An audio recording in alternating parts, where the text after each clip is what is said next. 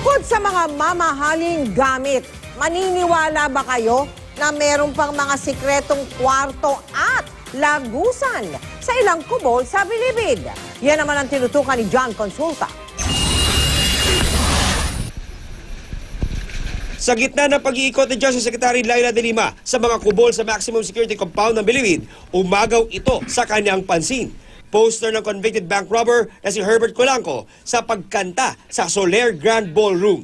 Ang petsa, September 14. Petsa rin ng PMPC Star Awards for Music kung saan tinanghal si Colanco bilang New Male Recording Artist of the Year. Bakit may ganyan? NBI is verified. Pero una lang sinabi ng PMPC na hindi nakapunta noon si Colanco at sa halip, isang taga Bureau of Corrections ang tumanggap ng award para sa kanya.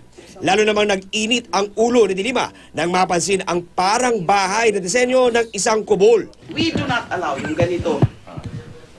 Kasi what if maraming humingi rin ng ganito, marami rin magpatayo ng ganito? Can we allow that? Kaya nga Bahay na to Kubol daw ito ni Robert Lee na nakulong sa illegal drugs at pangulo ng Chinese convicts sa Bilibid. May flat screen TV, refrigerator, home theater, cellphone signal booster at pera sa kubol.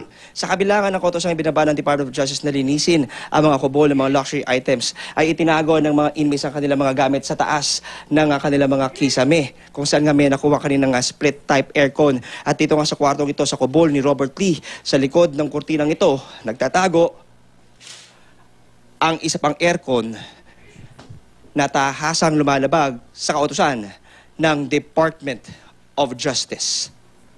Saan nanggaling yung mga TV na yan dyan? TV ba? Nanti iwan ito, sabi bawat, siyempre takot. Sabi bawat, di ba? Siyempre takot doon. Di ba? Sa kanya daw ma'am, tago niya Oh, Inilipat din si Lee sa detention center ng NBI. Muling pinuntahan ng kubol ni Colanco. Wala na ang mga mamahaling gamit tulad ng drum set, TV, stage at recording studio. Ang ilang kubol na di napuntahan dahil sa di umano'y panliligaw ng ilang Buger jail guards sinilakay kanina. Nang masira ang ilang mga hidden partition, nalantad ang ilang mga sikretong kwarto at lagusan na konektado sa mga kubol.